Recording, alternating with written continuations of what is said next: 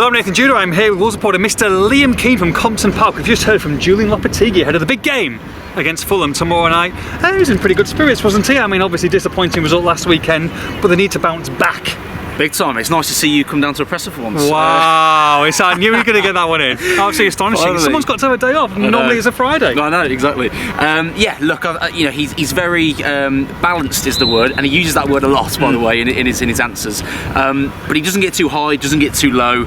Coming off the back of what was obviously a very poor result, and the idea is right. Wolves have got a long way to go in this battle to avoid relegation. And you start again tomorrow away at Fulham. And he was full of praise for Fulham, rightly so, and Marcus Silva and the job that they've done down there.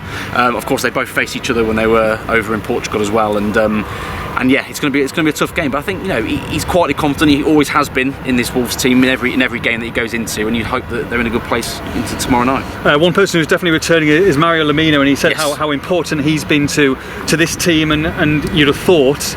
I mean, I'd be very surprised if he doesn't go straight back into that starting 11.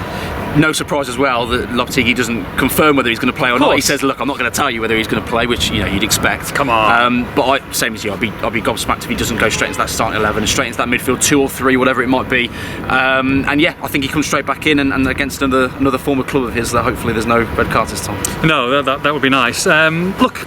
Of course the goals are the problem, of course they are, and there were a lot of questions aimed at him about Cunha and Raul and Diego Costa. Look, he's basically said that it's a collective effort, isn't it? It's not on one person. How do they score goals? Because they're going to have to score quite a few between now and the end of the season if they're going to stay up in this league. That's the big question.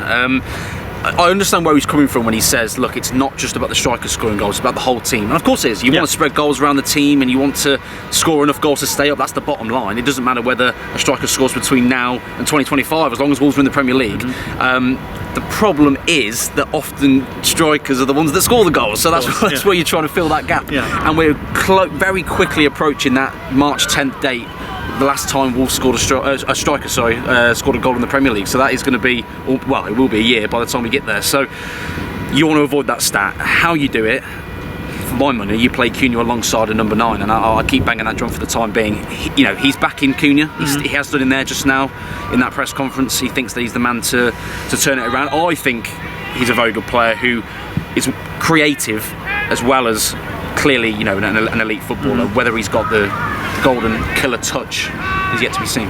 Yeah, of course. Look, what's the situation? We said Boubacar Traoré was going to be back in amongst the squad this week. Is the game come too soon for him? And also an update on Hwang Hee-chan. Yeah, so obviously wait and see tomorrow to be absolutely certain, but take it on face value from what Lopetegui said today, and Boubacar Traoré's not quite ready yet.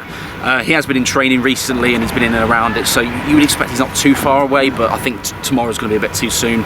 And a little bit of good news, I think, with Hwang, because with the injury and the type of injury it is, and obviously he's done his hamstring before, you worry that it's going to be a 5, 6, 7 week. It could be longer than expected. And he seems to be very positive on Hwang. Says 1 to 2 weeks. He's in the final phases of his injury recovery, and that's only good news for Wolves because I thought he looked good up until he got injured. Of course, in that Liverpool first half, he was excellent on the day he got injured, and it just adds to the options Wolves have got at the moment. Neto not even in the squad for the Bournemouth game. Depends whether he makes it tomorrow. Add Hwang in there, and you've got 1 or 2 first-team players, forwards at least, potentially missing out. So it's good to have those types of numbers and options around the team. Look, full of praise Lopetegui was for Marco Silva. He's done a great job. 6th. It's going to be a difficult game on Friday night. Yeah, of course. I mean, look, you can still. It's fair to say they're punching above their weight because you look at the team. Like you and your missus. I'll take those compliments. Thank you. Couldn't say the same about you, lad. Oh gosh, I was didn't say that. I feel bad now. No. My missus doesn't watch any of my videos. Right? True. No one does. So, yeah, look, punching above their weight, I think is fair to say. But they are having an excellent season. You can't take anything away from them.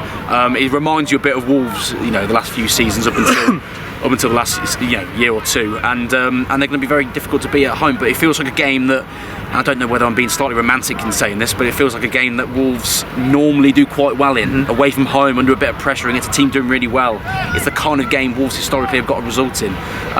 Don't play this back if Wolves lose, and I'm wrong, but I'm quietly I wouldn't say confident, but quietly hopeful for tomorrow. Name me the starting 11 that's going to beat Fulham tomorrow night, please.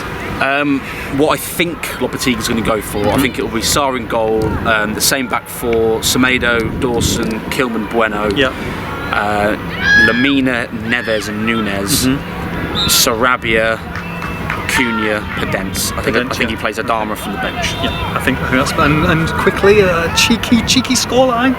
I'm going to stick to mine. I'm going to stick to mine as well. 2-1 win.